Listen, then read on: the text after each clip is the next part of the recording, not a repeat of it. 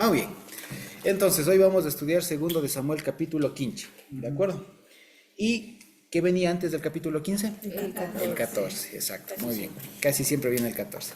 Entonces, ¿pero de qué trataba el capítulo 14? De las preguntas. Las preguntas. ¿De qué trataba el capítulo 14? Hacía breves rasgos, ¿se acuerdan? Como para agarrar contexto, ya que venimos al buen tiempito. ¿De qué? Joab procura el regreso de Absalón. Exactamente. ¿Y antes de eso? Sí, repite, Tamar y Amnón. Amnón y el episodio con Tamar. ¿Y antes de eso? Lo de Betsabé y David. Exactamente. Sí. El pecado de David con Betsabé, ¿no es cierto? Entonces, vamos a ver. Fíjense ustedes que, como decíamos en su momento, todo lo que viene aquí, toda esta unidad, digamos, de Absalón, desde que entra Absalón, ¿no es cierto? Con esto de Amnón, Tamar, Absalón matando a Amnón, después todo lo que vamos a ver ahora de la revuelta de Absalón, incluso la revuelta ¿cómo es que se llama este señor de acá? No, el señor Seba, de Seba en el capítulo 20, todo eso es un solo relato. O sea, y básicamente viene siendo la consecuencia del pecado de David con Betsabé. Y más que la consecuencia del pecado, que sí, porque Dios le dijo, por cuanto tú hiciste esto, lo que tú hiciste en privado se va a hacer público y siempre va a haber espada en tu familia, se está cumpliendo. Y además de eso, se ve también consecuencias de la inacción, o si se quiere, de la pasividad que tiene David. ¿De acuerdo? David se torna ahora, especialmente en cuanto a temas que tienen que ver con justicia dentro de su familia, en alguien muy pasivo. ¿De acuerdo? En alguien que... Permisivo. Más que permisivo, pasivo. O sea, no hace, deja hacer. No toma, exacto, inactivo. No toma acción cuando debe tomarlo. ¿Sí? Y de ahí nunca nos olvidemos que hay un principio que se extrae de acá. Una vez que Dios nos restaura, bien restaurados como a David, que le perdonó y todo lo demás, no hay razones para no seguir siendo el rey. ¿Me explico? O sea, si algo le hubiera deslegitimado como rey era si le hubiera pasado como a Saúl, que le dijeron tú hasta aquí ya no eres rey y yo me aparto de ti y chaolines, ¿no? Entonces si hubiera pasado eso, ahí sí David hubiera dicho, perdón, estoy deslegitimado, no puedo hacer nada. Pero el Señor no le quitó el reino.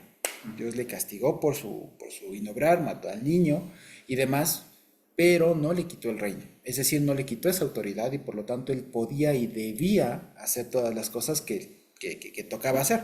Lastimosamente no lo hizo. Por eso aquí David se presenta como un rey y especialmente como un papá, digamos, muy pasivo, ¿no? Muy pasivo. O sea, no hace las cosas que tiene que hacer, deja hacer. ¿De acuerdo? Ahora, vamos a ver. Entonces, lo primero que ha pasado es que Absalón es el tercer hijo de David, ¿no es cierto? De sus primogénitos, porque tuvo varios, el tercer hijo, Absalón, es el que mata al primer primogénito, por así decirlo, ¿no es cierto? Le mata y después huye, ¿no es cierto? Huye a su abuelo, Joab, el general, que era tío de David, le dice, oye, no vale que tu hijo esté por allá botado, ándale, mándale a traer. Cuando Absalón regresa, resulta que el rey le hacía el feo, no le dejaba ver su rostro, o sea, no tenían comunión.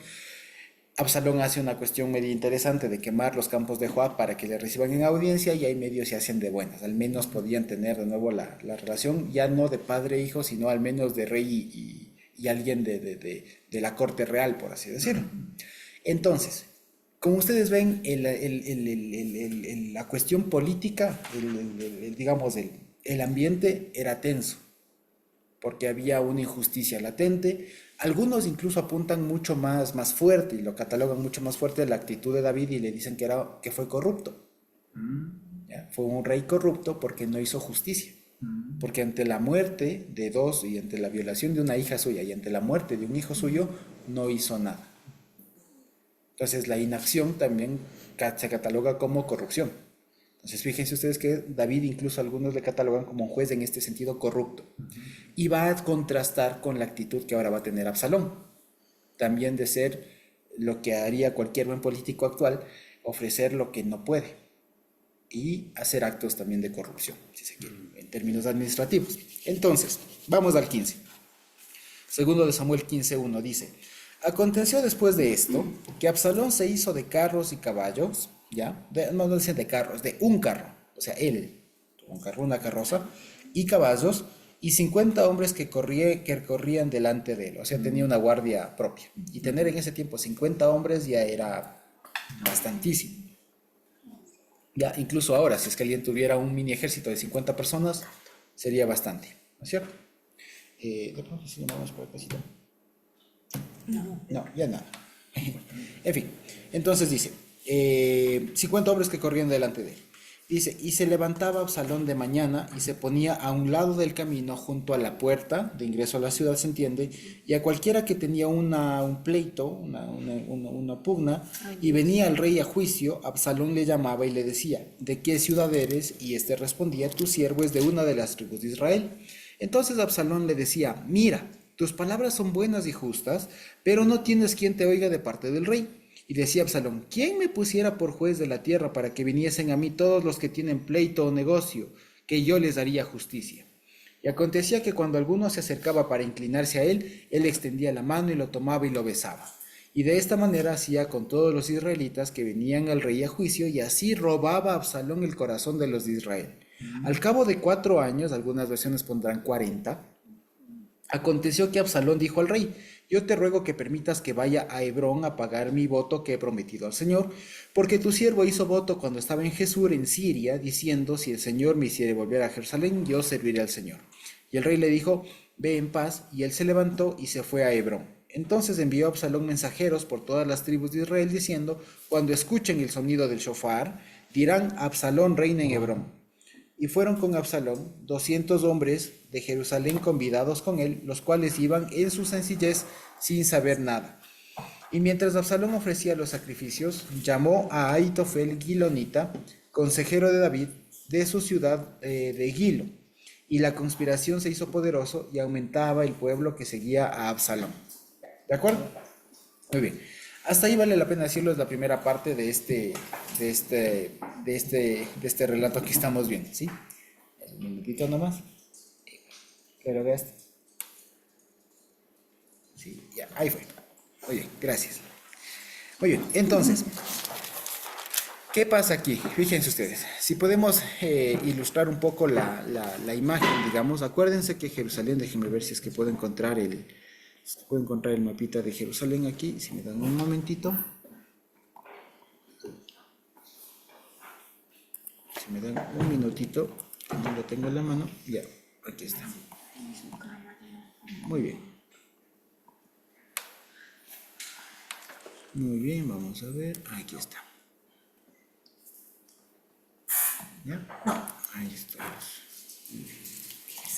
Ahí les voy a compartir la imagen. Muy bien, entonces esto básicamente era Jerusalén en tiempos de David, si lo pueden ver ahí.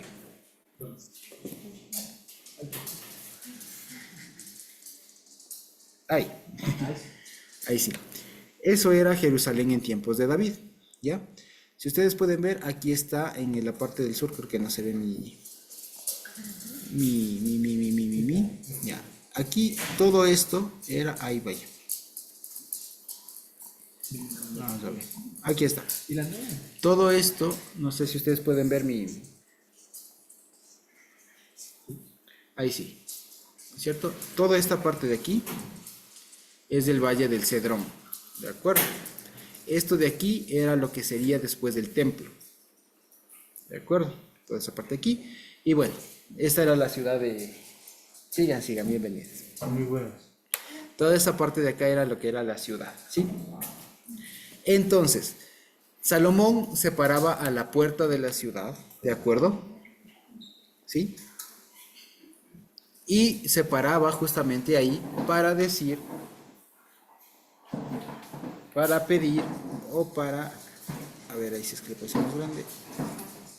Ahí está, muy bien, ya. Entonces, ¿qué pasaba? ¿Ustedes se acuerdan y por qué es importante que aquí diga que Salomón se sentaba o se ponía a la puerta de la ciudad? Para recibir. ¿Ah? Para recibir. Una para recibir y la otra es que los juicios antes se hacían mayormente en las puertas de las ciudades. Entonces él se pone en un lugar muy estratégico donde llegaba la gente, donde pasaba la gente, llegaba la gente y le podía especialmente saber los pleitos, porque fíjense ustedes, aquí vale la pena saber una cosa, aquí incluso se ve algo, a ver. Organizándonos. Estamos en Samuel 15, ¿cierto? Segundo Samuel 15, Absalón está parándose en la puerta y ganando el corazón de la gente. ¿De acuerdo? ¿Cuál es el asunto? ¿Cuál es el escenario y por qué esto es peligroso? Porque no cualquier persona iba ante el rey. ¿De acuerdo? O sea, en general, digamos, lo que tocaba hacer, lo que debían hacer las personas era, sí, acudir al rey, pero el rey era como una especie de última instancia, o debía ser como una especie de última instancia. ¿Por qué? Porque en Deuteronomio, ¿se acuerdan ustedes que incluso hay una parashá que se llama Shoftim? ¿Y se acuerdan cómo comienza esa parashá? ¿Se acuerdan? ¿No? ¿No se acuerdan? La parashá Shoftim, ¿no? Cuando Moisés escoge sus jueces, ¿ese? ¿No? ¿Cómo está? A ver. ¿No? Pueden verle, si no me equivoco es Deuteronomio 18. Pueden verle. La parashá Shoftim, si no me equivoco.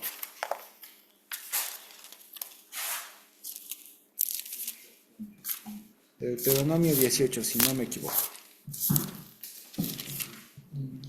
No.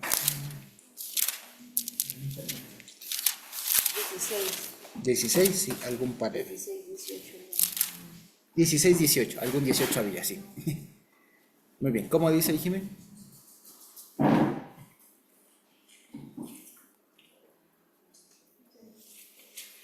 ¿Cómo dice? Dice de la siguiente manera. 16, 18, 18. Ajá, Solo que no pusieron otra versión. no importa. Bueno, dice, en todas las ciudades el Señor, tu Dios, te dé para tus tribus. Pondrás jueces y oficiales y juzgarán al pueblo con juicio recto. Ok, muy bien, hasta ahí. Denito. En esta versión dice, ustedes nombrarán jueces y oficiales para todas las puertas. Ajá, ¿Sí? ajá, puertas, ajá. Que Hashem, su Elohim, les está dando, tribu por tribu, y ellos juzgarán al pueblo con juicio recto. Muy bien. Entonces, ¿por qué se acuerdan ustedes que hablábamos hace un ratito de que podría haber sido la administración de David un poco corrupta? Porque al parecer, según esto, no estarían acudiendo cualquier pleito a los jueces que debía haber, sino todo acudía a David. Se centraliza el poder. Exactamente, se centralizó. Entonces, eso a la larga genera evidentemente corrupción y por eso es que se hizo fácil para Absalón ganarse el corazón del pueblo. Porque si todos los pleitos del rey, del pueblo tenían que pasar por las manos del rey, imagínense ustedes lo que eso significaba. O sea, era un procedimiento muy hostigoso, muy complicado. ¿De acuerdo? Y era fácil para Absalón pararse en la puerta donde entraban las causas judiciales y él decirle, ay, si es que a mí me dieran el poder, yo te diría, a ver, cuéntame tu caso, tienes toda la razón. Tus palabras son justas, tú tienes la razón. Si yo fuera rey, haría justos juicios. ¿De acuerdo? Entonces, fíjense, al parecer es incluso un problema no tanto de que Salomón es el que se intenta solamente aprovechar de la situación, ¿de acuerdo? Sino que más bien la situación era incorrecta, al parecer, porque no era propio que cualquier aspecto vaya ante el rey, ¿de acuerdo? Más bien lo propio es que en cualquier ciudad haya jueces, según Deuteronomio, ¿ya? Y según otros pasajes y demás, se podía entender que incluso los jueces debían ser en primer lugar los levitas, ¿ya? Mayormente los levitas que eran quienes sabían la ley. Entonces ellos eran quienes podían juzgar al pueblo y resolver los pleitos. Pero ¿qué pasa? Aquí, al parecer, en la época de David, al parecer también era una ciudad pequeña, vale la pena decir, no había jueces y al parecer todos los pleitos se resolvían ante el rey. Entonces, si todas las causas se van ante el rey, eso se colapsa, se represa, se hace un lío y es propio que alguien que se pare a ofrecer justicia, pues gane votos. ¿Me explico? Entonces eso es lo que está pasando acá. Luego, por otro lado, la actitud de Salomón es evidentemente, Absalón, perdón, de Absalón es evidentemente lo que hoy llamaríamos, ¿qué? Aprovechada, ¿qué más? Pero hay una palabra de los que ofrecen en campaña. Populista. Exacto, demagogo. Oportunista también. También oportunista, tal cual. Pero más que eso, demagogo. Demagogo es el que ofrece lo que quiere escuchar el pueblo. Ilusionado. Exacto, no ofrece cosas reales, sino lo que quiere escuchar el pueblo. Entonces, si es que hay mucha delincuencia, vamos a acabar con todos los choros y no sé qué y no sé cuánto. Eso llama demagogia. Si solo van así, es demagogia, si es que no tienen un plan real o una cosa así. Entonces, este hombre es, ¿quién me diera a mí el poder para que no sé qué? Y aparte populista, como ustedes bien lo dicen, porque decía, venga, y le daba el abrazo y le besaba. Entonces, imagínense ustedes, era todo lo que, cualquier parecido con la realidad actual, es pura coincidencia. Parte de la naturaleza. Sí. humana. Parte de No la han naturaleza cambiado. humana. Vean ustedes, desde las épocas del rey David, la estrategia no ha sido otra. ¿Quieres ganarte el corazón del pueblo? Critícale al otro. Di tú, ¿quién fuera si yo estuviera, hiciera bien las cosas? Y gánate el corazón del pueblo. Abrázales, bésales. Ya. Llegan al poder y vayan a ver si es que siguen cargando colchones, entregando camisetas y abrazando al pueblo. Muy poco, ¿no es cierto? Eso es lo que hizo Absalón, ¿no es cierto? Y ¿qué más hizo Absalón? ¿No es cierto? Hace una estrategia, fíjense ustedes. Absalón sabía, y le voy a dejar ahí la figura de Jerusalén para que tengamos en mente el escenario, ¿ya?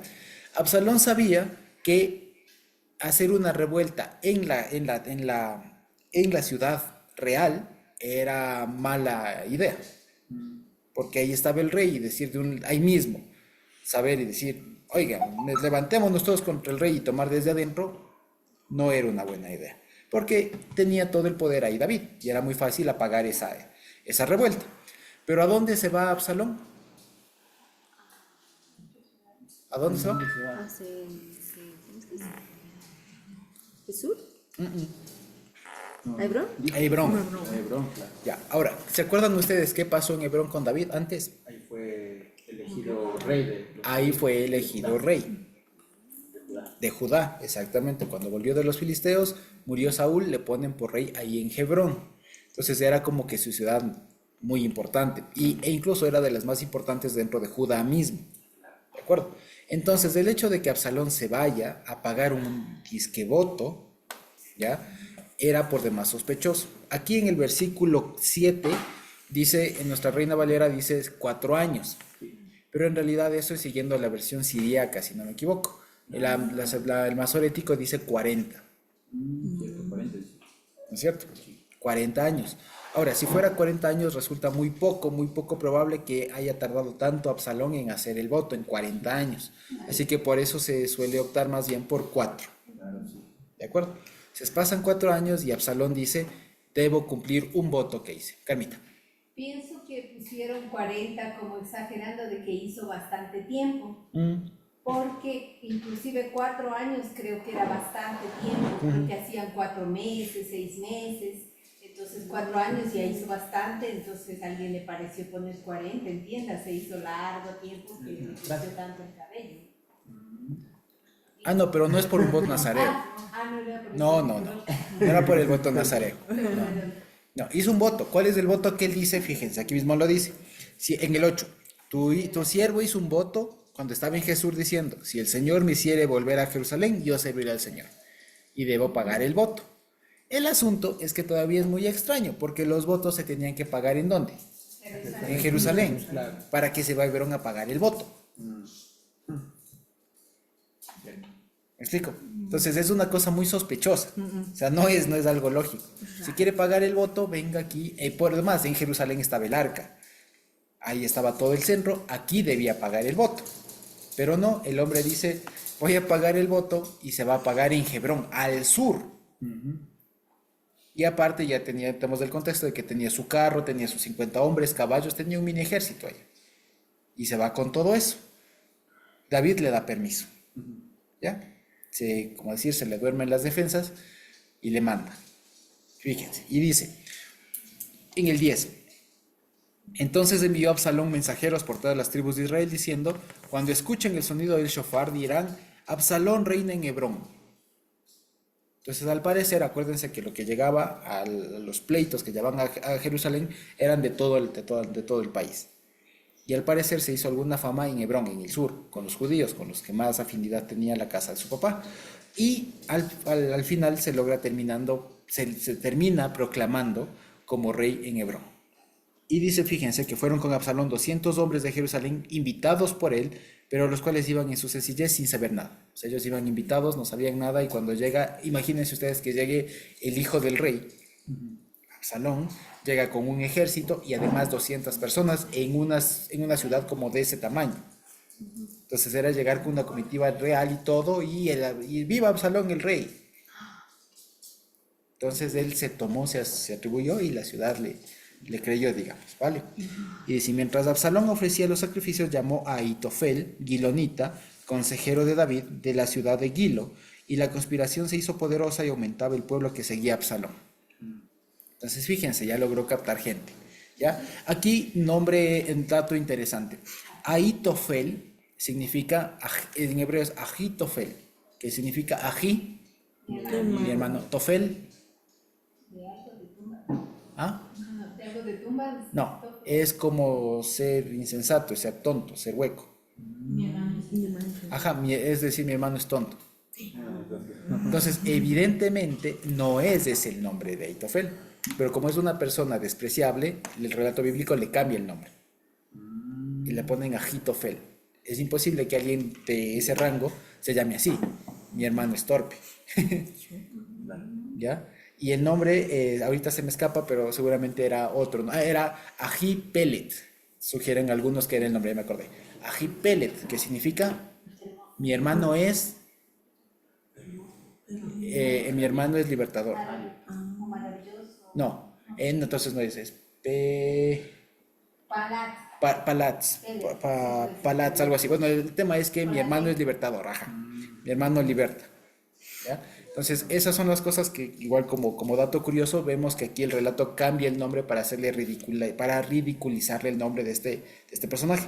Imposible que se haya llamado Ahitofel, es un nombre de vergüenza. ¿Ya? El relato le cambia, ¿de acuerdo? ¿Y él era el abuelo de Betsabé? No, este no. Y dice, la conspiración se hizo poderosa y aumentaba el pueblo que seguía a Absalón. De aquí vamos a un episodio bastante largo que va desde el versículo 13, que vamos a comenzar, hasta el 16-14. Todo eso es un solo relato que básicamente relata la huida de David. ¿Ya? Si se quiere, el primer pasaje que hemos leído del 1 al 15, del 1 al 12 del capítulo 15 es la subida y la conspiración de Absalón. Luego, aquí David se va a enterar que Absalón está reinando ahí en Hebrón y dice, ni modo, nos vamos. Y cuenta toda la huida. ¿De acuerdo? Entonces vamos a ver ahí. Dice, y un mensajero vino a David diciendo, el corazón de todo Israel se va tras Absalón. Entonces David dijo a todos sus siervos que estaban con él en Jerusalén, levántense y huyamos porque no podremos escapar delante de Absalón. Dense prisa a partir, no sea que apresurándose él nos alcance y arroje el mal sobre nosotros y hiera la ciudad a filo de espada. Y los siervos del rey dijeron al rey, he aquí tus siervos están listos a todo lo que nuestro señor el rey decida. El rey entonces salió con toda su familia en pos de él. El rey dejó 10 mujeres concubinas para que guardasen la casa. Y salió pues el rey con todo el pueblo que le seguía y se detuvieron en un lugar distante. Y todos los siervos pasaban por su lado, con todos los ereteos y peleteos y todos los geteos, 600 hombres que habían venido a pie desde Gat iban delante del rey.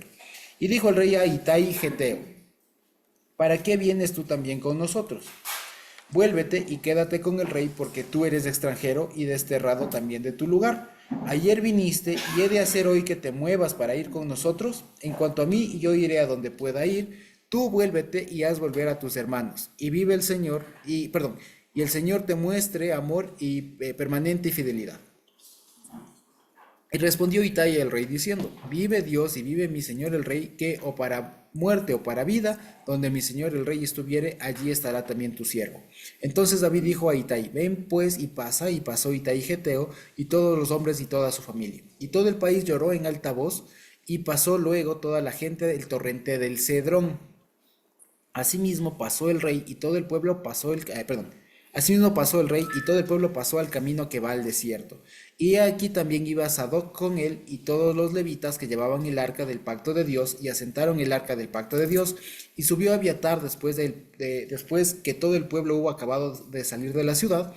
Pero dijo el rey a Sadoc, vuelve el arca de Dios a la ciudad, Si yo hallare gracia ante los ojos del Señor, Él hará que vuelva y me dejará verla y su tabernáculo.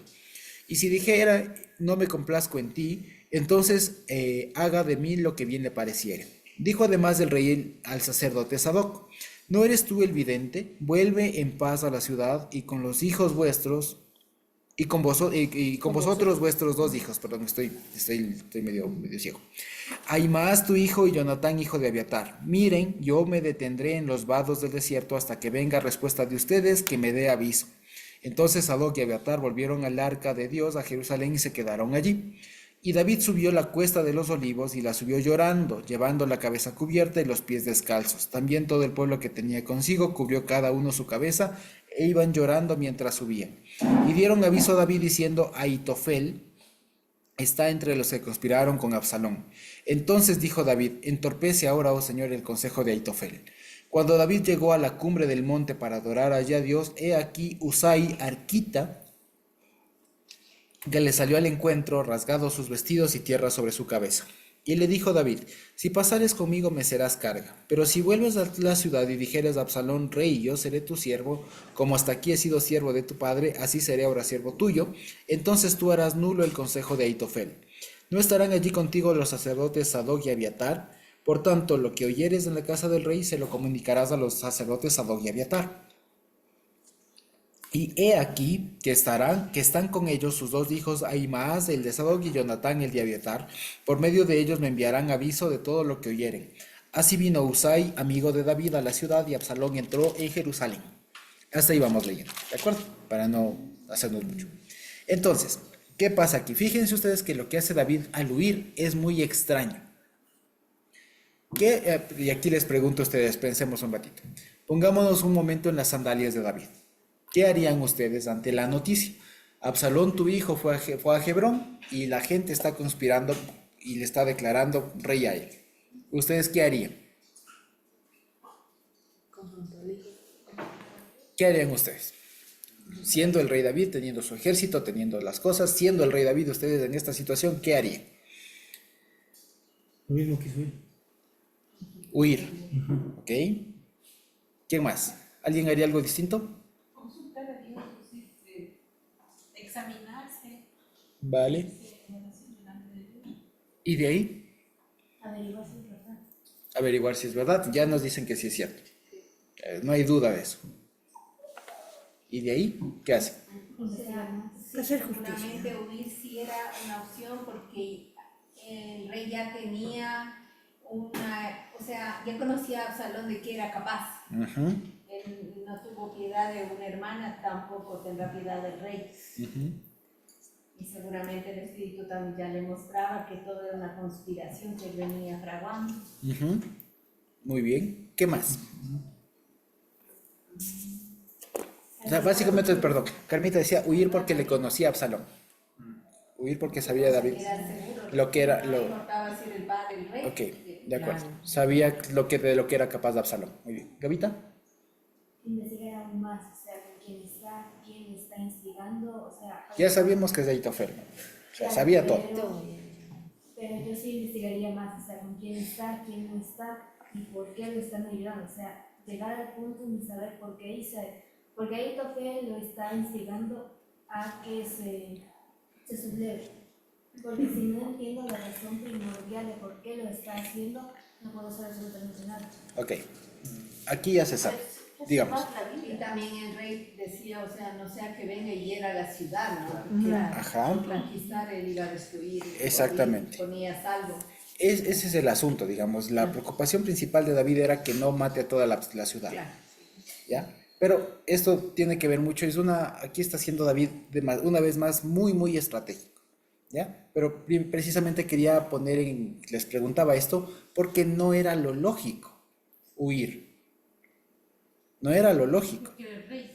Una, porque era el rey, y segundo, porque Jerusalén era infranqueable, era infranqueable. Dije bien. Pero ya estaba adentro. Pero si no llegaba a huir, ¿qué podría haber pasado? Exactamente, hagamos cuenta. Jerusalén era la ciudad que ustedes tienen ahí. Era una ciudad amurallada, ¿ya? Estaba en una colina, lo cual le hacía difícil de conquistar. Entonces, si Absalón, en su afán, en su locura, asediaba la ciudad de Jerusalén, era fácilmente defendible, en realidad. El único punto débil de la ciudad era la fuente de agua, pero defendida la fuente de agua, lo demás aguantaba durísimo. Si les quitaban el agua. Pero también, Exactamente. como dice la Gavinta, quienes estaban también conocían todas las fortalezas y debilidades. Exactamente, eso es una buena cosa, pero no es que no sabían que se fue Hebrón, sabían quién estaba, o sea, no era una cuestión de, veamos, tengo duda. Es que estaban divididos, Estaban, ajá, Pero hubiese sido una guerra civil de defenderse de su hijo y de su propio pueblo. exactamente. Aquí hay muchas cosas en juego, eso es lo que está muy bien. Primero, porque David dice, no quiero que sufra la ciudad, porque se venía una guerra. Si David no huía, era una guerra civil. Y segundo, como les decía, si nos ponemos así tácticamente hablando, Jerusalén era una ciudad muy defendible para la época. ¿Ya? Porque David con 600 hombres tenía para aguantar durísimo eso, en esa época. Pero había ese punto débil que te habías dicho. Pero eso era fácil, eso era defendible. Sí, Claro, era defendible. pero también podrían haber muchas muertes a través de ese punto. Efectivamente, bueno, hablando de guerras ya, no es que ahí lo que importa es ganar, no que no me maten esos lados, ¿cierto? Entonces, digamos, era defendible el agua, ya que era el punto débil de Jerusalén. Era defendible el agua y defendida el agua, Jerusalén aguantaba. Había un problema, porque acuérdense ustedes que David ascendió al trono gracias a quién. Dios. Y además de eso, Hebrón. Muy bien. Y además de eso, ascendió gracias a que se hizo primero rey en Hebrón. ¿Y de dónde venía Absalón? Entonces, sabía David que si ponía resistencia, podía haber ganado, podía haber dado muchos resultados. Pero el hecho de que tenga el respaldo de Hebrón, de los judíos, daba pie a que se independicen. Incluso si es que David ganaba, se divide el reino. Estaba facilito de que se divida. Si David mostraba la mínima de resistencia, posiblemente ganaba. Posiblemente David ganaba. Pero eso significaba que Absalón regresaba, se fortalecía Hebrón, Judá y se le dividía el reino. Y se le iba a una de las tribus más fuertes. Entonces él dijo, claro que es una cosa horrible que mi propio hijo se me subleve y todo lo demás. Y por último, si nos vamos a la guerra aquí, capaz y le gano, pero las consecuencias de eso van a ser irreparables, van a ser fatales. El mal menor, ¿cuál es? Vámonos. Fíjense ustedes, a veces uno, y esto como les digo, el mal menor, exactamente. Y también era el hijo. Y era el hijo, exactamente. Ahora, ponerse a pelear con el hijo, y además del hijo, que también no es que era el hijo amado, vale la pena decirlo. No era el hijo amado, que mi hijo, ay, no, cómo me traiciona. Ya vimos lo que fue capaz de hacer Absalón y todo lo demás. Entonces, no estaban en la mejor relación padre-hijo Absalón con David. Seguía siendo el hijo y seguía siendo el heredero al trono. Aquí también vale la pena decirlo. Queda un poco en duda también las motivaciones de Absalón. ¿Ya? Aquí algunos estudiadores presumen que como él era el tercero en el trono, en la línea del trono, si fuera así, digamos, algunos suponen que posiblemente también por ahí habrá muerto el segundo hijo de David. No me acuerdo cómo es que se llamaba, Amisai, alguna cosa así creo que se llamaba. Amnón era el primero. El segundo, no me acuerdo cómo se llamaba, y Absalón seguía. Entonces algunos suponen que tal vez era como adelantarse a eso. ¿Ya? El asunto es que no se sabe muy bien. Y puede ser que fue por una cuestión digamos, de rencor, de decir, como ¿qué sería? Como de queja, ya de resentimiento de que el papá no hizo nada como rey, o sea, es como, porque lo que está aquí clamando inconscientemente Absalón es, yo puedo hacer justicia. Lo que está diciendo es, David es injusto. David no hizo justicia y yo quiero hacer justicia. Pónganme para hacer justicia. ¿Ya? Entonces esa parece ser mayormente la motivación de Absalón. En fin, entonces, ¿qué pasa? Tienita. Pero normalmente, si es que nos le miramos desde la perspectiva de los reyes de esa época, y se da un suceso de sublevación, lo que normalmente hubiese hecho el rey es enfrentarle y bajar toda esa revuelta. Claro. A pesar de que sea su hijo. Sin embargo, David no obró de esa manera, ¿no? Exactamente. Lo normal hubiera sido, primero, siempre era la negociación, o sea, mandar mensajeros de que a ver qué quieres, lleguemos a un acuerdo y tal. Pero es que el asunto es que incluso marcar una negociación era reconocerle al otro y era meter más leña al fuego. Entonces, el asunto aquí, el mal menor que vio David en el momento fue Uy, patitas. ¿Ya? Entonces, claro que podía poner resistencia, claro que capaz y ganaba, pero las consecuencias de todo aquello eran desastrosas. El mal menor por el momento era huir. En su huida, fíjense ustedes, aquí posiblemente, no sé si ven el mapa, ahí pues, si ven la imagen, ya ahí. Posiblemente en la parte alta, de por acá, ahí se ve en rojito, ¿ya? Por ahí estaría más o menos la casa real, ¿de acuerdo? Entonces lo que están haciendo es sacar a toda la gente, más o menos toda su guardia, toda su gente de confianza, e irse y huir. Aquí está el Valle del Cedrón que habla ahí, fíjense. Todo este era el Valle del Cedrón y esto de acá ya vendría siendo el Monte de los Olivos. Entonces está huyendo por acá David, ¿de acuerdo? Estaría saliendo seguramente por aquí y todo el más al apuro. Entonces mover un contingente de al menos como de unas 700 personas, porque 600 nomás se fueron los soldados, más las familias, todo más, o sea, sí salió buena cantidad de personas. Ya pongan el doble, pongan 1000 personas por lo bajo. Mover un contingente de 1000 personas es bastantito.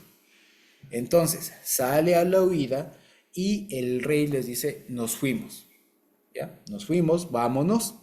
Y fíjense ustedes, en el 16 hay una cosa muy interesante, porque al parecer nosotros, lo que dice David, parecería una huida así al apuro, ¿no? Vámonos, cojan todo y nos fuimos.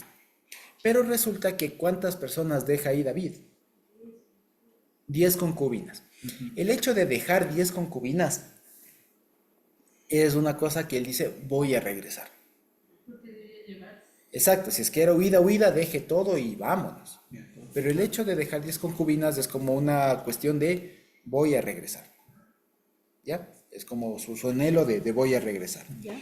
Luego, fíjense ustedes que aquí en el 19 le sale al encuentro un geteo. ¿Ya? En realidad es alguien de la persona de Gat. Era un filisteo. Un filisteo porque acuérdense que David cuando llegó al trono tenía un ejército mixto, mayormente también de filisteos y gente de por ahí, ¿no es cierto? Entonces, este geteo, este Itai, al parecer era una persona filistea que era de los siervos de él, por eso le dice, tú eres extranjero y mejor quédate nomás. Yo, ¿por qué te voy a estar diciendo, ya migraste una vez, para qué vas a seguir migrando? Pero él muestra su lealtad a David y le dice, no, si yo vivo contigo o muero, pero contigo. Él dice, está bien, me sirves, vámonos. Sigue Itai, ¿de acuerdo? Luego, hola. Luego resulta que también viene otra persona y dice que con ellos además estaban saliendo también los sacerdotes. ¿Sí? Estamos en el 24 ya. ¿Ya? Entonces fíjense, primero el 23. Dice, ¿no? El 23. Y todo el país lloró en alta voz, o sea, toda esa tierra, ¿no? Toda esa tierra lloró en alta voz y pasaron el torrente de Cedrón. Entonces fíjense, pasaron este torrente. ¿Ya? Disculpe. Pasaron el torrente de Cedrón y pasaron llorando. ¿De acuerdo? Tristes. Ah, ya. Pasaron, mientras lloraban, cruzaban. ¿De acuerdo? Entonces dice, y junto con él, fíjense ustedes que lo que hicieron fue cargar el arca, no nos dice en un inicio, pero se entiende que fueron cargando el arca y pasando este vallecito que hay ahí, descargan el arca y dicen, bueno, descargan, y David lo que les dice es, regresen el arca. No se lleven el arca. Regresen. Y esto tiene dos razones. La primera, lo que dice aquí, ¿no? Si Dios quiere y no me ha desechado, me hará volver. La primera. Pero la otra también era una cuestión muy, muy interesante. Porque, ¿qué significaba que, por ejemplo, venga un rey y no esté el símbolo divino, por así decirlo? Exacto, que Dios no está con él. Y de alguna manera, si es que David se llevaba el arca, se llevaba figurativamente el respaldo de Dios con David. Pero el hecho de dejar el arca significa que Dios está ahí y que el rey Absalón en este momento está ahí. Lo que él a la larga está protegiendo es la unidad del pueblo.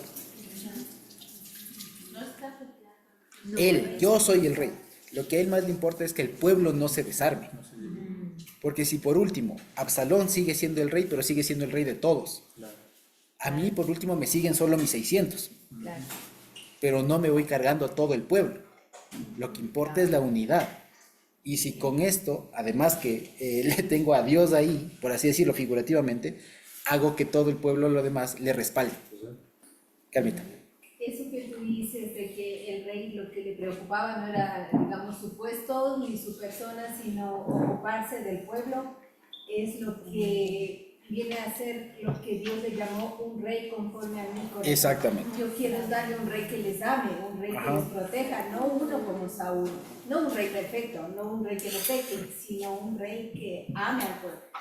Entonces David era ese tipo de rey, no era el hombre perfecto, pero era el tipo de rey. Exactamente. Correcto. Era una persona que le importaba, y esto es algo muy interesante, fíjense ustedes, porque, digamos, y esto normalmente se suele dar muy lastimosamente en las iglesias cristianas, las famosas divisiones. ¿Ya? Fíjense ustedes. Y de pronto, algunos de nosotros habremos pasado esos eventos, ¿no es cierto? Y lo que siempre se suele hacer, ¿no es cierto? A veces esto se da como aquí, por diferencias entre el liderazgo, por así decirlo. Entonces, cuando uno de los dos se sale, lo que normalmente se suele decir es, bueno, ¿quién está conmigo? Vamos.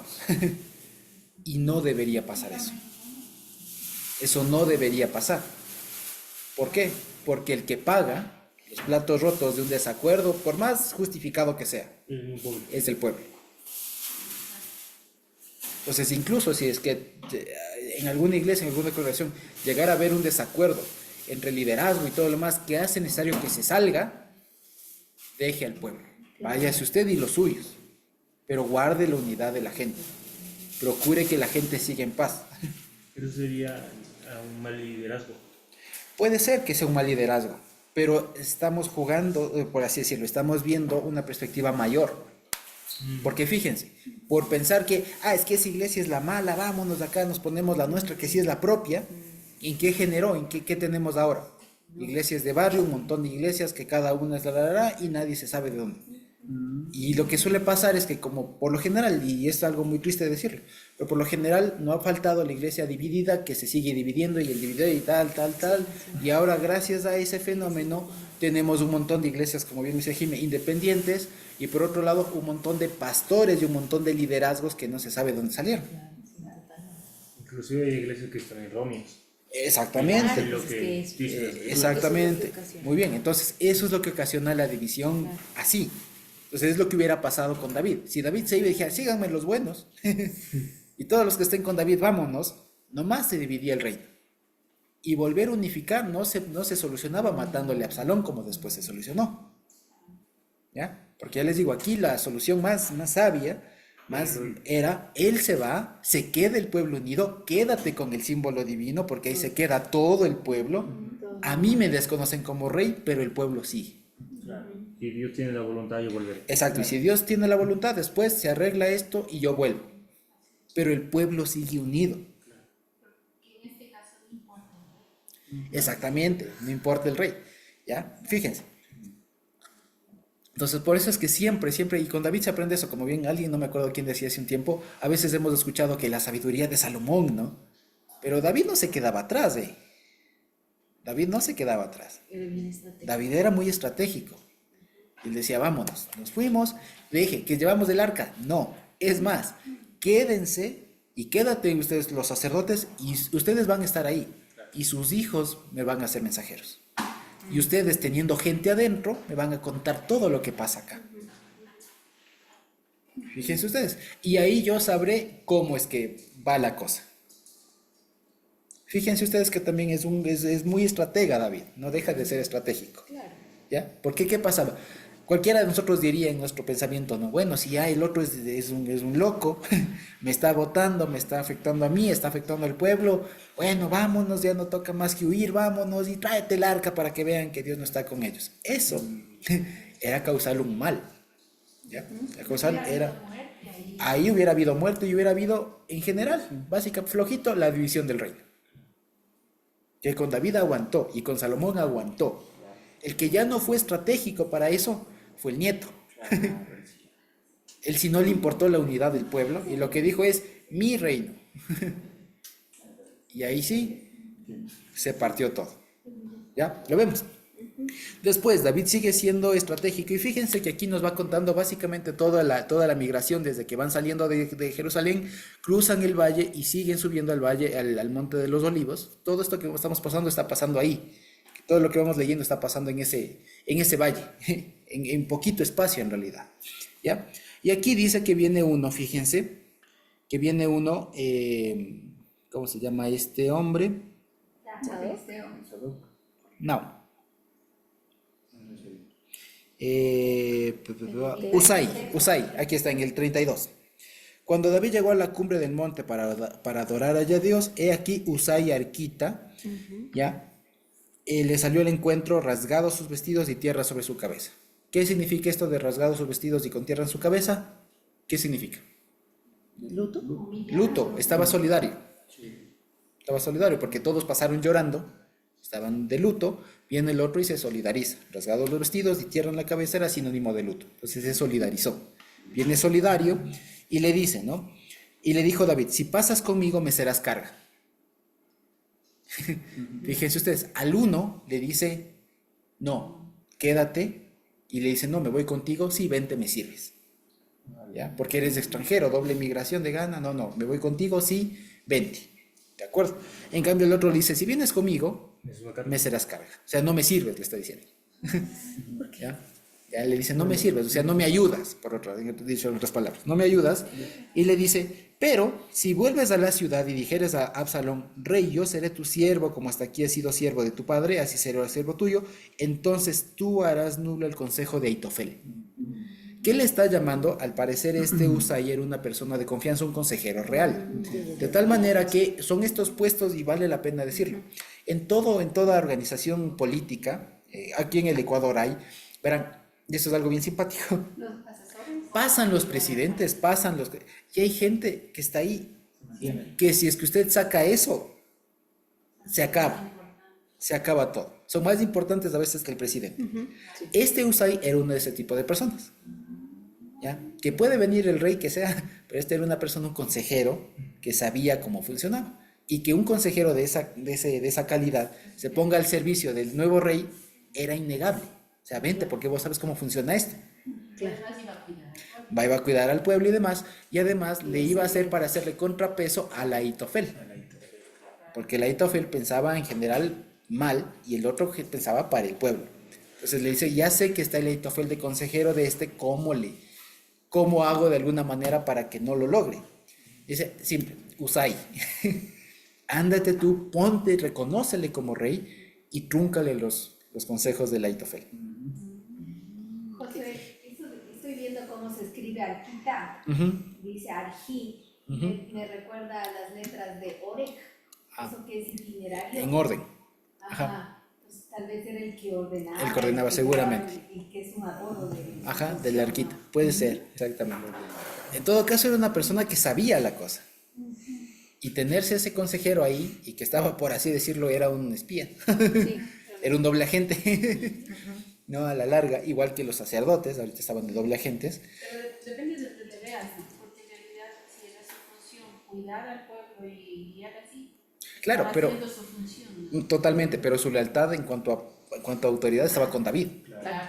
Estaba encubierto. Claro, y ahí le dice, es más, ahí te dejo a los sacerdotes. Tú todo lo que sepas les cuentas a ellos y ellos me cuentan a mí. Yo voy a estar acá, ellos me cuentan y así mantenemos la cosa y estoy informado de todo.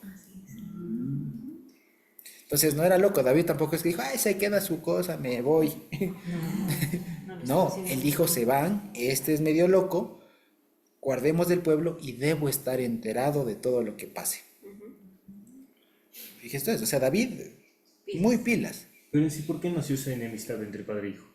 Por todo lo que pasó antes, porque David fue inactivo en cuanto a cómo maltrataron a su hermana y todo lo demás.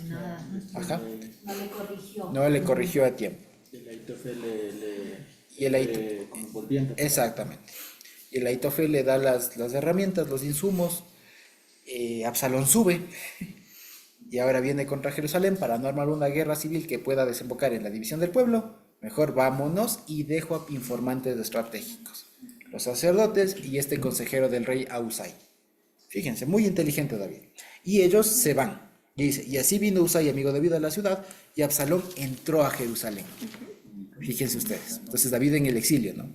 Y aquí viene una partecita que complementa la historia del, ¿cómo se llama este? Mefiboset.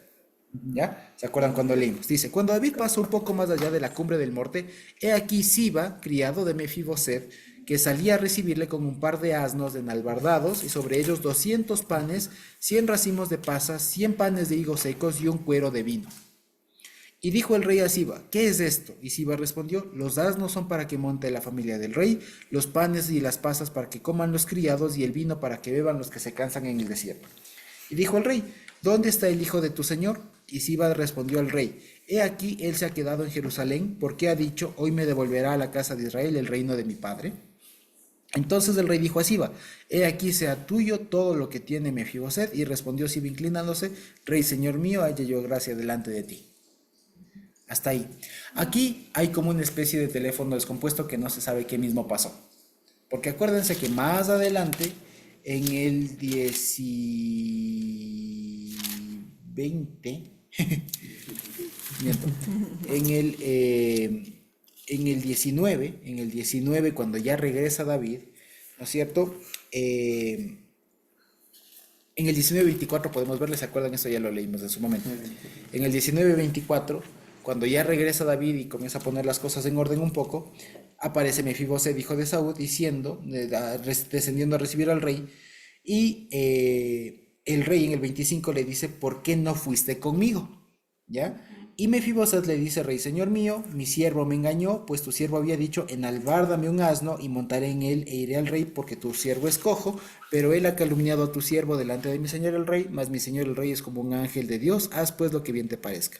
Porque toda la casa de mi padre era digna de muerte delante de mi señor el rey, y tú pusiste a tu siervo entre los convidados a tu mesa. ¿Qué derecho pues tengo para reclamar aún más? Y el rey le dijo, ¿para qué más palabras? Yo he determinado que tú y Siba se dividan las tierras. Y Mefiboset dijo al rey, deja que él las tome todas, pues que mi señor el rey ha vuelto en paz a su casa y demás. Entonces, ¿qué pasa aquí? Aquí hay un teléfono descompuesto, porque aquí lo que dice Siba en un primer momento es, no vino porque él quiere que le restauren el reino. Cuando regresa David, Mefiboset le dice, no vine porque soy lisiado y le pedí a mi siervo que enalbarde un asno y no lo hizo. ¿Ya? Ahora, ¿quién dice la verdad? No se sabe. El asunto es que David aquí de manera provisional le deja sobre todo, le deja a cargo en su momento en la huida a Siba. Cuando regresa le da el miti-miti. Pero el Mefiboset dice que le dé toda. Claro, Mefiboset deja ahí a criterio de él y tal, porque acuérdense que Mefiboset no era ningún santo, por así decirlo, ¿no? Era una persona igual de la casa de Saúl y demás. Entonces, no se sabe muy bien aquí quién dice la verdad. ¿Ya? Podemos especular, lo cierto es que no se sabe quién dice. ¿Ya? Pero Mefiboset como esa actitud de decir, bueno, o sea, que él se quede con todo. Es humillada, es alguien Entonces, de, como que tú se- eres del rey, así, lo que tú me digas, Claro. tal. Ya se vio perdido Claro. y como que digo, bueno, ya no. Claro, puede ser. La actitud que haya tenido, el asunto es que así pasó. Aquí la primera noticia que tenemos es que no quiso venir porque tenía aspiraciones al trono. Cuando regresa, él le dice, no fui porque soy lisiado y no me alistaron el asno, por eso no fui contigo. ¿Ya? Sea como haya sido, hay un teléfono descompuesto aquí. Lo que sí es cierto es que Siba sí es leal a David. Siba, y Siba le sale a la ayuda y le da dos, imagínense las provisiones, fíjense, le da dos asnos. ¿Para qué? Para que el reino vaya caminando. Acuérdense que seguramente aquí David ya no era tan joven. ¿Ya? Claro, ya. Entonces ya sería una persona mayor, no sé, me atrevo a decir unos 50 y pico de años puede ser. Entonces ya no estaba en calidad de caminar y trotar y tal. Entonces le dan un asnito para él y otro para la familia, seguramente para la esposa o para el niño pequeño. ¿Quién sabe Salomón? No lo sé. Pero le da 2 asnos, ¿de acuerdo? Después dice, los panes y las pasas para que coman los criados. ¿Cuánto le da? Le da 200 panes, que era todavía poco. Acuérdense que panes, no nos imaginemos los pancitos que compramos ahora, ¿no? Eran más bien como tortas, ¿no? Como moldes, digamos. Como moldes de pancito. Dice 100 racimos de pasas, ¿ya?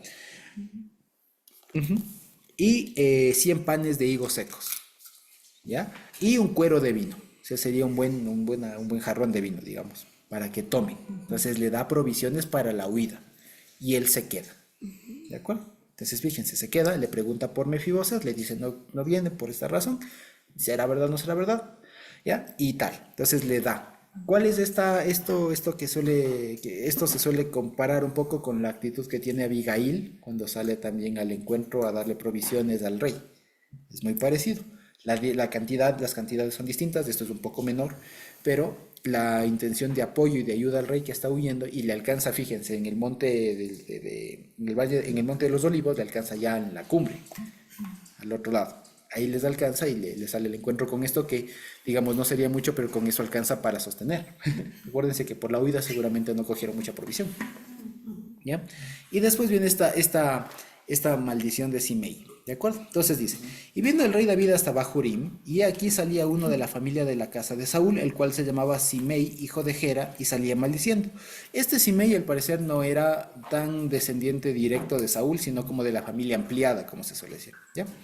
Y dice, y arrojando piedras contra David y contra todos los hombres siervos del rey David, y todo el pueblo y todos los hombres valientes que estaban a su derecha y a su izquierda. Y decía Simei maldiciéndole, fuera, fuera, hombre perverso desanguinario. Algunas versiones pondrán como, tú inmundo asesino, alguna cosa así. ¿Ya? El Señor te ha dado el pago de toda la sangre de la casa de Saúl, en lugar del cual tú has reinado, y el Señor ha entregado el reino en mano de tu hijo Absalón, y hete aquí sorprendido en tu maldad, porque eres hombre sanguinario.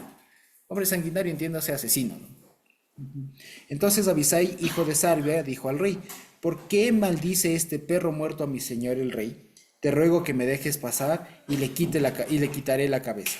Y el rey respondió, ¿qué tengo yo con ustedes, hijos de Sarbia? Si él así maldice, es porque el Señor le ha dicho que maldiga a David. ¿Quién pues le dirá por qué lo maldice así? Y dijo David a Abisai y a todos sus siervos, he aquí mi hijo que ha salido de mis entrañas acecha con mi vida. ¿Cuánto más ahora un hijo de Benjamín? Dejadle que maldiga, pues el Señor se lo ha dicho. Quizá mirará el Señor mi aflicción y me dará el Señor bien por sus maldiciones de hoy. Y mientras David y los suyos iban por el camino, Simei iba por el lado del monte delante de él, andando y maldiciendo y arrojando piedras delante de él y esparciendo polvo. Y el rey y todo el pueblo que con él estaba llegaron fatigados y descansaron allí. ¿Ok? Aquí otro aspecto, digamos, u otro evento bastante interesante. El rey está saliendo y sale uno de los de la casa del rey Saúl, Simei, y le comienza a decir, en pocas palabras y morochamente hablando, bien hechito, desgraciado asesino, básicamente, y acechándole. Ahora, aquí el rey David que iba con su ejército, que es uno que salga ahí a lanzarle piedritas o piedras o lo que sea, y las afrentas y todo lo demás, es que venía el David con todo su ejército, con 600. Pues este hombre no representaba amenaza alguna, pero ¿qué hubiera pasado? Y aquí les pregunto, ¿qué creen que hubiera pasado si es que David decía, sí, acábenle? Este afrentoso aquí. Pues se cumplía por lo que le estaban acusando. ¿Y qué más? Sí, que...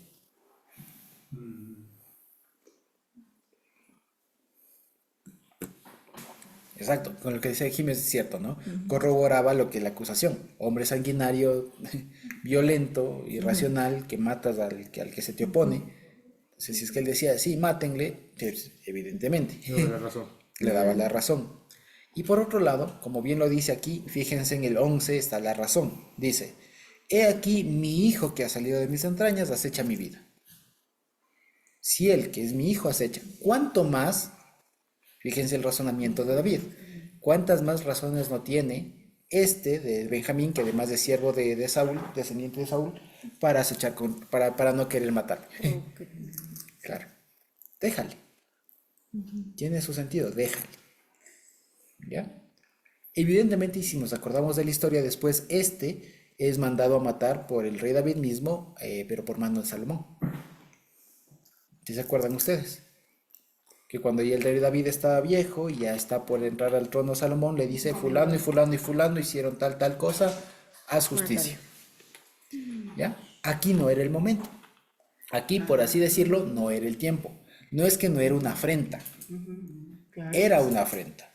Lo que él les está diciendo de que quizá Dios le mandó a maldecirme, entiéndase como una respuesta para los que están ahí de lo mato, Señor, lo mato, Señor, lo mato. ¿Ya? Entonces, claro, lo mato, Señor, lo mato, este sí. Exacto, como que lo mato, decía, ahora sí, da la orden, Señor, da la orden, yo lo hago. ¿Ya? Entonces David le dice, no es el momento. Entiéndase, Dios le está permitiendo hacer esto ahorita. Claro. ¿Ya? Va a dar la vuelta a la vida, David regresa, está al punto de morir y dice, no te acuerdes que ofendió al rey. Pero es después, ahorita no era el momento. Afrenta era afrenta. ¿Se debía hacer? No se debía hacer. ¿Era el momento para castigar eso? No era el momento para castigar eso. Fíjense ustedes, una vez más, David es muy estratégico. Además, no le valía de nada dejarle a testimonio de que mató a un descendiente de la casa de Saúl. Claro, por lo nomás, y que haya matado, en su vida va matando a uno, era para decir, ahí está, ese es el rey David. En cambio, cuando le dice, déjenle que tire piedras, vámonos, sigan, aguántense, tal, sigue, ya después se cobra, lo que él dice es justamente, le salió al encuentro y solo le maldijo, el otro no le mató, le perdonó la vida en ese momento y se fue. ¿Ya? Entonces, hasta aquí, fíjense ustedes, y hemos de llegar por ahora hasta aquí, porque después la historia sigue bastante interesante, ¿ya? Es hasta aquí hemos relatado el ascenso de Absalón al trono, si se quiere, y también la huida de David. Que vale rescatar una vez más la estrategia que tiene David en medio de todo. Su hijo se ha levantado y lo que debe hacer es salir corriendo, pero no porque no podía defenderse, sino porque estaba pensando en algo más grande que era la unidad del pueblo. Deja estratégicamente el arca, deja estratégicamente a un consejero del rey para que obstruya los planes de este Ahitofel, o de Absalón a través de este Ahitofel, ¿no es cierto? Y él huye y se va a un lugar seguro y desde el cual puede estar informado de lo que está pasando. Ya después vamos a ver lo que hace Absalón, todo lo demás, la guerra que se da contra Absalón, cómo Absalón muere y cómo David regresa. ¿Ya? Y después cómo David restaura, y después incluso después de que David restaura tiene otra sublevación. Esa dura muy poco, y después de sublevación, al final del capítulo 20, que es donde termina toda esta pericopa, si se quiere, es que termina otra vez nombrando y digamos estableciendo quiénes eran los que tenían autoridad en el reino de David. Por eso es que, por ejemplo, fíjense, en el 20-23 dice, así quedó Joab sobre todo el ejército, Adoram sobre los tributos, Seba era escriba, Sadoc y Abiatar eran sacerdotes, etc. Es un recuento otra vez después de todo ese rebulicio que hubo, quienes fueron la gente que tenía, digamos, autoridad en el reino de David. Pero ahorita estamos en un tumulto. Ahorita David ha huido, le tocó salir corriendo, se ve más o menos quién es leal, quién no, deja todo organizado y ahora después ya veremos qué va a hacer Absalón como rey, ¿de acuerdo? Y cómo es que después se enfrentan entre ellos, termina muriendo Absalón y David regresa. ¿Cuánto tiempo duró ese No lo sé muy bien. Pero no lo sé muy bien. Te largo. No, es que después cuando llegan al otro lugar ya se aprovisionan los que quedaron en el desierto a la deriva. Claro. Eso, exactamente. Entonces ya veo, igual para la siguiente semana capaz ya averiguo bien el dato de cuánto tiempo duró esta revuelta. Más o menos, aproximadamente. La de Absalón. Exacto. O sea, este lapso de tiempo que va hasta ahí. Ajá, exactamente. Entonces, eso básicamente, queridos hermanos, hermanas, eso era lo que teníamos para hoy. ¿Sí? Ver el tema de la revuelta de Absalón y la huida, y nunca olvidarnos que todo esto vino gracias al pecado de David con Betsabé. ¿Ya? O sea, todo eso es como un efecto mariposa. David pecó y desembocó en todo esto. Profetizado, el Natán. profeta Natán, ¿no? Le dijo. Que uno de tus hijos. Exacto. No, lo que tú hiciste en público, en oculto, se hará en público.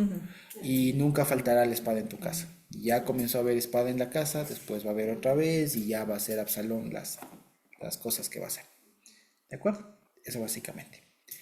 Eso, no sé si tenemos preguntas, comentarios. ¿Cómo se ve la figura de Moshiach en este momento del episodio de la vida? ¿Qué está pasando? Es tal vez su carácter. Si me preguntas así como de Mashiach, no lo sé, porque, o sea, así a primera vista no se me hace tan evidente, quiero decir, pero si nos ponemos a pensar un momento, a mí me llamó personalmente muy particular, digamos, este momento en donde cruza el valle del Quedrón, del Kidrón, del Cedrón que le llaman, y sube al monte de los Olivos llorando. Y todo esto de la huida pasa ahí, cuando el otro ya viene. Entonces, por ahí puede haber alguna cosa si medio le estira un poco, porque en el Monte de los Olivos fue cuando el Señor Jesús lloró y todo lo demás, y después pasó todo lo que pasó con su muerte y todo lo demás. Puede que haya algo por ahí, pero más allá de eso, digamos, no pude ver algo más. Puede ver, puede hacer. Si es que alguien lo ve, no duden en contarnos. Entonces, el que vaya descalzo, ¿qué puede ser? ¿Va descalzo? Sí, que iba descalzo por uno de los amigos, me parece que... No me acuerdo. Veamos. Llorando. Solo iban llorando, yo leí. Que iba cubierto de la cabeza y descalzo. Eso no me acuerdo. Entonces. ¿Cuál dijo que estaba sucio, la ropa Al sucia? principio casi. Y andaban descalzos. Sí, no.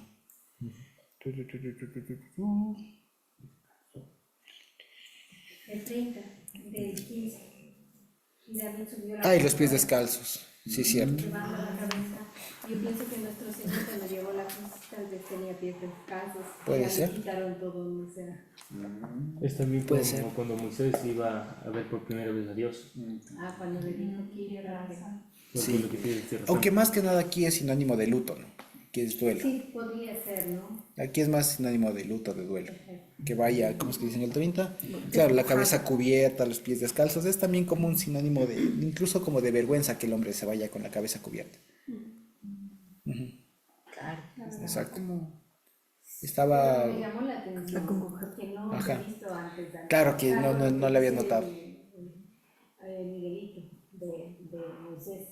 Ajá. Pero pudiendo defenderse, no lo hizo. sí.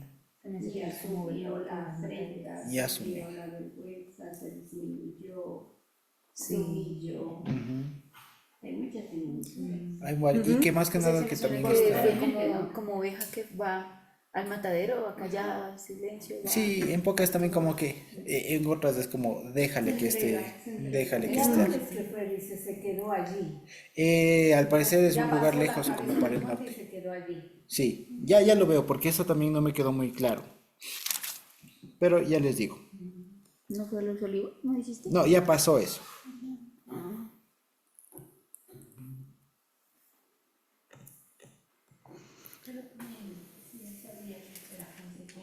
Al Jordán, ya me acordé.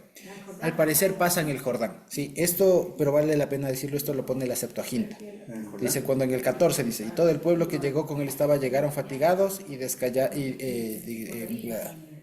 llegaron fatigados al Jordán Y descansaron y allí. descansaron allí. Eso dice la Puede Septuaginta. ser. Pasaron el Jordán. ¿En cuál? Exacto. En el 16-14. 14. Dice, ¿no? Y el rey y todo el pueblo que con él estaba llegaron fatigados al Jordán y descansaron allí. En nuestras versiones no dice lugar. No dice el lugar. Dice allí. Solamente dice descansaron allí, no dice dónde. Septuaginta añade al Jordán. Ujú. Verifíquele. ¿Cómo no se vería? Exactamente. Eso. Entonces básicamente sale del territorio. Eso.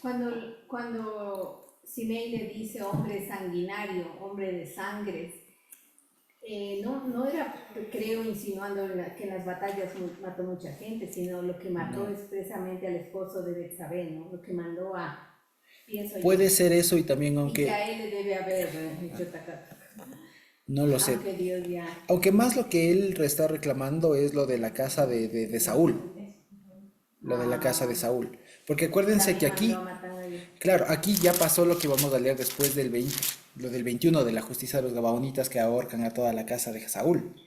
Al parecer aquí ya pasó eso. Entonces lo que le está diciendo es tú, por tu culpa mataron a todos y no nos dejaron a nadie. Sí puede ser él. Es por eso. Mira esta versión, dice, el rey y todo el pueblo que iba con él llegaron extenuados a, 3 puntos suspensivos, y allí tomaron aliento. Ajá. 3 puntos suspensivos. Ajá. Ya no dice. La Septuaginta es la que dice el Jordán. Pero, No está, no la tengo. Ah, sí. Mira, la BHTI también dice, David y toda la gente que lo acompañaba llegaron agotados al Jordán y descansaron allí. ajá, ahí está. Pero la que dice así es la Septuaginta, no el texto masorético. Interconfesional. Se habrá alimentado la tradición hasta ahí. Exactamente.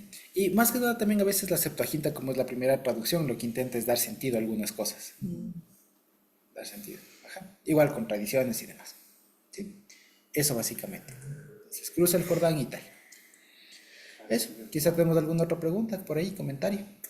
Sí, hay varios que dicen Jordán. Ujú. Exacto. ¿No? Entonces, no, y solamente una última cosa. ¿El Siba era bueno o era mal? Bueno, era leal a David. No sé. Es que yo tenía en mi mente que era mal.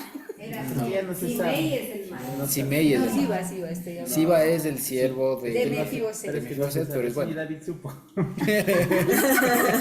Claro, él dijo, "Muy bien". Claro, le sale con provisiones y todo, entonces es aliado de David.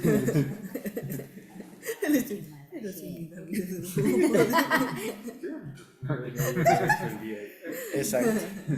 Eso. ¿Alguna otra pregunta, comentario por ahí? ¿No? ¿Por qué dice? Entonces creo que podemos ir terminando la grabación al menos, ¿cierto? Amén.